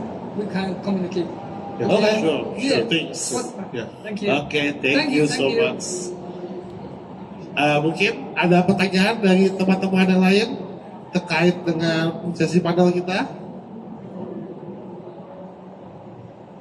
Oh, silakan Pak. Wah, siap. Ya, selamat sore. Terima kasih ada sesi seperti ini. Panelisnya jago-jago. Panesnya gelo bukan jago ya kan? Pak Ono, besar harapan saya kalau ketemu Ibu Menteri, bilang aja sama Bu Menteri, saya aja jadi Menteri, Pak Ono. Aduh. Sekali lagi, sudah berapa periode kita nggak menemukan seorang IT menjadi Menteri. Roy Suryo menurut saya bukan IT. Dia Photoshop. Nyebut nama Ya. Jadi sekali lagi, karena menurut saya dengan seorang top yang memiliki skill seperti Pak Ono dan spirit seperti Pak Ono membangun negara ini, mainkan di regulasi dan top down lah Pak. Waduh. Karena Terima saya kasih. kenal dengan Pak Ono 20 tahun dari sama zaman UI, Pak. Pemain di layer bawah terus nggak berkembang, Pak. Capek. Bapak sendiri juga merasakan bahwa ternyata PDF yang Bapak distribusikan ternyata nggak sampai. Ya seperti itu sih Pak Ono. Terima kasih. Nah terkait materi kita di sini sebagai Edge Cloud, saya melihat panelis sudah coba mendistribusikan sebuah teknologi infra ke seluruh Indonesia. Tetapi mungkin jangan lupa adalah B2B atau sales yang bisa menyampaikan teknologi dan pesan ini kepada site-site terkecil di Indonesia. Iya. Itu penting. Jadi distribusi itu tidak hanya macam teknologi atau ilmu dalam bentuk PDF, Pak, tetapi harus ada yang bisa menyampaikan. Betul. Saya cukup yakin banyak orang jago-jago, tetapi semuanya terpusat di Indonesia, di Jakarta. Ya. Jadi saya sangat appreciate dengan ITTS yang mulai menyiapkan engineer-engineer yang kompeten. Tapi kalau di hire di Jakarta juga, ya saya rasa akan jadi budak koperasi seperti saya, Pak. Aduh, Seperti itu, Pak. korporasi. Jadi sekali lagi, dan terkait peluang open source, ya harapan saya jadikan ini sebuah brand yang kuat, Pak. Keren. Jangan hanya brand yang hadir di saat VMware mahal. Jangan. Setuju. Jadikan brand yang kuat sehingga nanti di saat kita jual ke perusahaan-perusahaan besar, ya kita tidak meragukan capability-nya, kita tidak meragukan produknya. Sudah kuat. Wajarlah kita melihat barang-barang Rusia, barang-barang US, mereka sudah kuat. At least kita bisa menyampaikan, ini tanggung jawab Anda ya, kalau saya dijebol, seperti itu Pak. Jadi itu yang saya lihat, karena lingkungan saya ada lingkungan sales, saya yang menjual sebuah solusi koperasi itu yang biasanya mereka tanyakan. Iya, Jadi terima kasih. itu harapan saya. Sekali lagi saya membutuhkan orang-orang panelis ini yang lebih berkibar sampai se-Indonesia di ujung-ujungnya. Tidak hanya di event ini, tidak hanya di Jakarta. Terima kasih. Terima kasih. Keren. Wah, Itu tantangan buat kita semua sih, supaya ini nyampe di ujung. Yang ada di kepala gue sih, gue akan nge-tap sekolah-sekolah, karena kuncinya ada di sekolah sih sebetulnya. Tapi jujur ya, kalau mau masuk sekolah, saya perang sama Dignas sih sebetulnya. Jadi kalau mau jujur, sekolah hanya nurut ke Dignas. Sekolah tidak akan menurut sama Ubuntu, sekolah tidak akan nurut sama Ono. Bagaimana cara sekolah nurut sama Ubuntu atau industri? Cara ngiming-ngimingnya gini nih, gue kasih bocoran ya. Industri ngasih lihat, lu kalau belajar ini, lu hidupnya lebih sejahtera, lu dapat duit. Itu kurikulum berubah karena duit sih. Karena kan sebagian dari mereka memang penyembah berhala ya. Kira-kira gitu. Persis. Tapi kira-kira ini jujur ya, perjuangannya nggak gampang. Itu yang Ono lakukan. Mudah-mudahan teman-teman di sini, ya ini kalau teman-teman ini kan emang engineer di level enterprise corporate ya. Kalau gue kan grassroots dan ngomongnya senang jidat kalau di bawah itu maklum preman. Jadi kayak gitu. Jadi perjuangan itu yang nggak gampang sih. Tapi masuk ini mudah-mudahan teman-teman sih jadi dengar. Ini direkam. Saya akan upload ke YouTube supaya bangsa ini bisa dengar juga. Mudah-mudahan bisa berubah. Yes. Mungkin saya izin menanggapi juga Pak ya. Mungkin sekarang kita mulai masuk era di mana pemerintah itu mulai melirik namanya open source.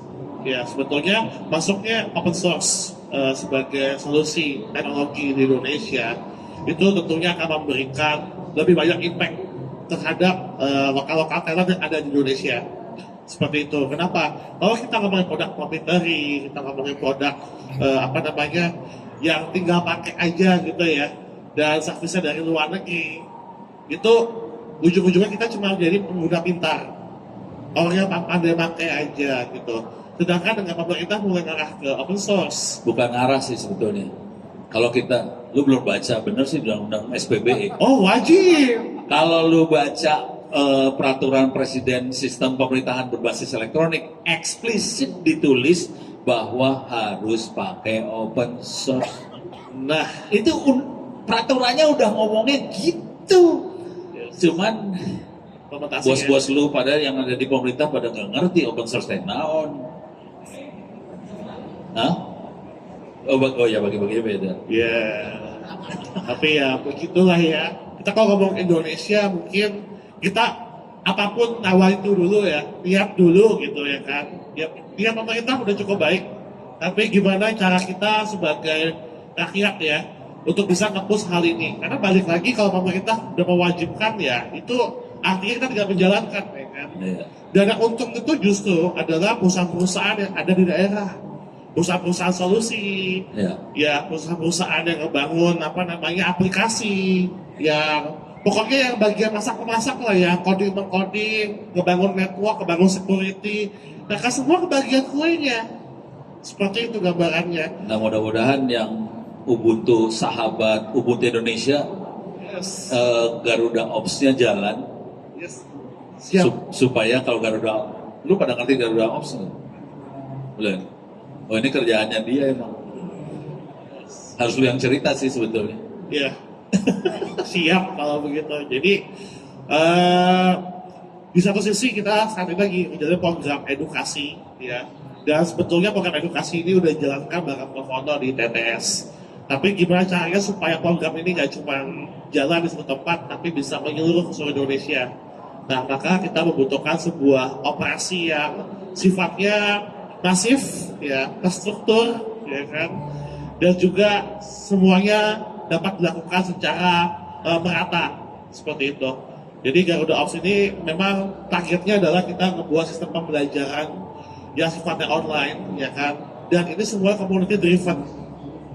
Dan tentunya Kita yang bikin aplikasi bisa upload ke sana kan. betul. Jadi aplikasi-aplikasi lokal bisa ditaruh di Garuda Ops, dan bisa nyebar sih sebetulnya. Jadi Persis. drone itu bisa jadi apa kendaraan supaya ini bisa lebih cepat lah. Persis. Jadi ada proses lagi perjuang dia. Ya kita di sini berjuang bersama-sama lah. Tapi Ya, hidupnya nggak susah dia, badannya segede gini, berarti hidupnya nggak susah. bukan, nyemilnya banyak. Ya di sini kita dengan dukungan Pak Foto, ya Pak Adam, Pak Fergi, ya dengan lintas industri supportnya, ya tentunya ini bisa menjadi pergerakan yang lebih cepat lah, Prof. Sip. Ya, mungkin thank you banget ya Pak ya untuk Tolong dibantu Pak. untuk Maklum. supportnya. Ya memang kalau kita masuk ke industri open source, tentu ini tantangannya nggak cuman kita belajar buat pakai aplikasinya, tapi kita juga belajar bagaimana cara untuk membangun solusi di atasnya, seperti itu. Tapi balik lagi, ini tentunya akan melibatkan lebih banyak orang dan juga membuat orang-orang kita menjadi ngerti kalau ada permasalahan atau ada kondisi. Dari dulu kita selalu dilatih sama mungkin guru kita ya waktu kita masih SD ya. Kalau ngetik aplikasinya pakai proprietary, kalau ada apa-apa hubungin orang baik, hubungin orang proprietary-nya yang punya aplikasinya. Ya seperti itu ya. Dia nggak berani ngomong dia. Oh iya, menghubungi orang jendela ya seperti itu. Dia ngajarin. Ya jadi prinsipnya adalah ya kita di sini harapannya adalah bisa membangun infrastruktur cloud ya yang bisa dipakai di daerah, yang bisa dipakai di seluruh pelosok Indonesia 3T ya kalau bisa, tentunya dengan dukungan-dukungan dari teman-teman yang sudah berpengalaman. Dan sesi hari ini sebetulnya adalah sesi di mana kita ingin membuka mata teman-teman lah bahwa pada dasarnya Indonesia bisa kok untuk mengimplementasikan teknologi cloud. Gua nanya dikit deh. Boleh. Buat belajar, nih buat satu Republik Indonesia, buat belajar bisa nggak di satu komputer? Belajar. Buat belajar doang ya? Bisa kan? Bisa. Jadi ini untuk belajar bisa di satu komputer. Komputernya spesifikasinya seperti apa minimal? Oke. Sebenarnya kalau kita punya teman atau kita punya keluarga, pasti ada yang punya laptop gaming. Ya, Oh, harus ya. pakai gaming? Ada GPU-nya? Kalau pengen belajar lebih banyak, Enggak, belajar ini, belajar open stack lah. waduh, belajar OpenStack, PC-nya minimal kalau bisa RAM-nya 4 GB lah. 4 GB ya. 4 GB RAM CPU-nya minimal. apa? i3, i5, i7. i3 pun juga udah bisa sebetulnya. Jadi sebetulnya komputer yang Anda pakai yang cuma i3, memori 4 GB, harddisknya berapa? 100 GB, oke kan? 40 GB juga bisa. 40 GB bisa. Yes. Jadi Sebenarnya nggak usah canggih-canggih buat ilmu ini sih sebenarnya. Jadi ini kita bisa sampai ke desa-desa bisa kan ya? ya. Bisa pakai doa mudah-mudahan Mungkin bisa. satu tambahan lagi, Prof. Apa lagi? Sebetulnya Coba bagian yang ini. kalau kita ngomongin masalah belajar teknologi cloud, kita bisa belajar mulai dari pakai STB. Di rumah ada pakai stop box TV nggak? STB, set top box, Ya, set yang top buat box. TV, yang buat IndiHome, Ya, ini nyebut merek aduh, loh. ya. Hanya dia soalnya kompetitor. Mungkin yang bekas-bekas Indosat dulu ya. Bekas-bekas yang punya Telkom yang nggak dipakai. Ya, mungkin yang udah nggak pakai STB-nya, yang udah perusahaannya udah nggak ada gitu. Nah itu bisa diisa ulang pakai Ambien, diisa ulang, lalu bisa dipakai untuk simulasi cloud computing. Emang bisa? Bisa, Pakai apa? pakai 3 STB sama mode multiklotik. Bisa. Bisa. Si Safira pasti yang ngerjain ini, bukan lu ya? Jema Oh, Gema. yang bisa ngelakuin. Oh, Nah itu oke. orangnya tuh. Nah, mana orangnya? Iya, Oh, iya. itu dia orangnya tuh di belakang tuh. Ya, Pakai kebetulan. 3 STB, gua konfirmasi aja. 3 STB. Bisa. Terus pakai mikrotik 1 biji. Pakai apa? OpenWRT. Oh, Iya. mikrotik bayar lisensi ya. Pakai OpenWRT dia. Yes, ya. Jadi Oh, setan juga dia, pakai STB bisa jalan. Cuma Jadi- cari STB-nya susah sekarang gua mendingan di Shopee cuma 120.000 Oh, 120.000 serius. satu biji. 50. 50.000 yang belum di flash, yang belum di flash Linux. Iya. Iya. Oh, keren lu. Murah banget ya. Jadi kalau mau belajar aja, Belajar Prof, aja.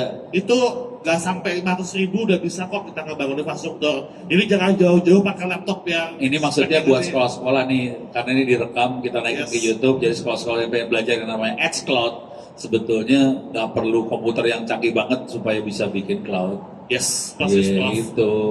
Udah Betul. gitu mari kita bikin kurikulum, kita sebarin supaya sekolah-sekolah itu mengadopsi cloud. Udah gitu nanti yang untung juga dia juga. Ya, persis. Yang untung yang punya connectivity juga ya, Iya. yang punya GSM ya. Habis ini dia bakal bilang terima kasih ke kita tuh, jangan khawatir.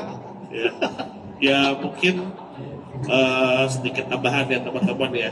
Sebetulnya saya dapat foto ini cukup banyak ngelakuin beberapa riset ya terkait dengan teknologi edge computing bareng sama anak TTS ya posisinya.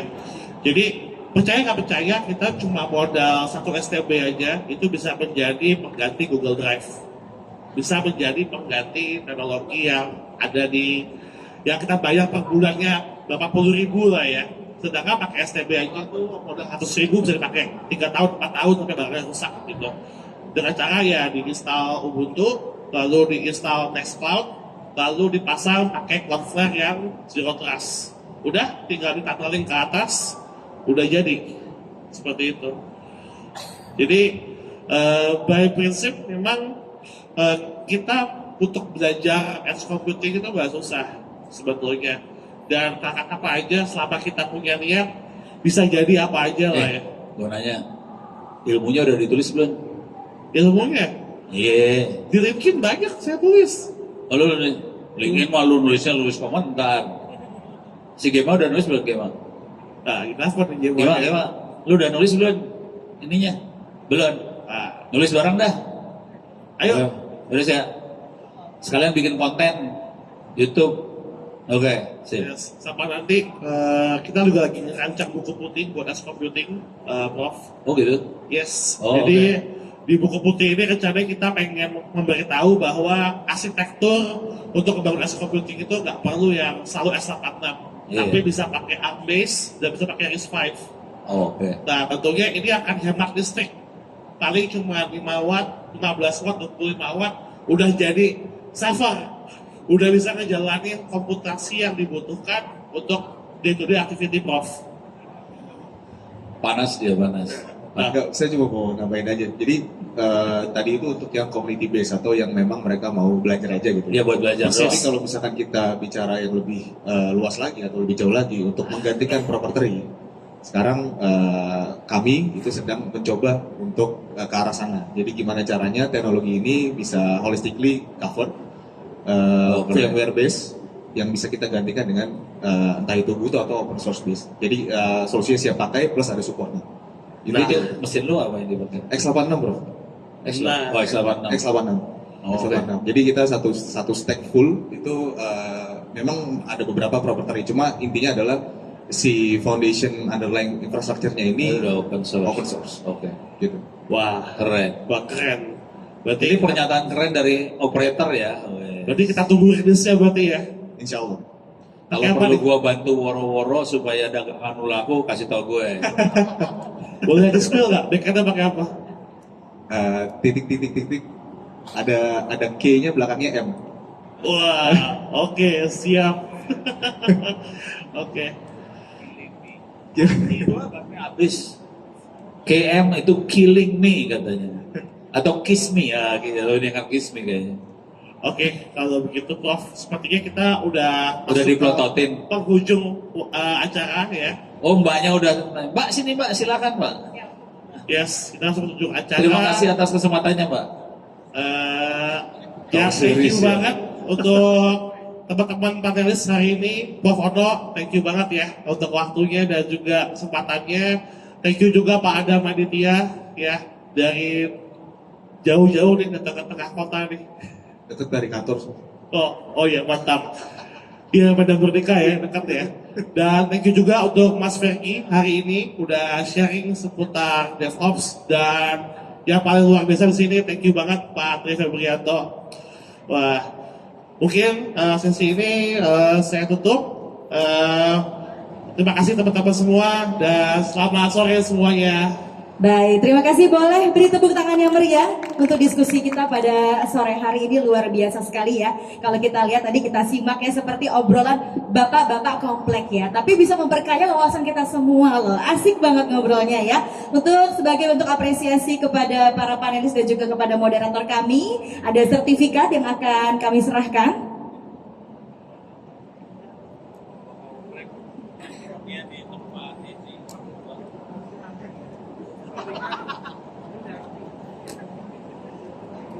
Sambil gue matiin dulu ini gue. Siap. Rekaman gue biasa. Kan dulu Pak. Nanti bisa dilihat di YouTube ya saudara-saudara. Siap.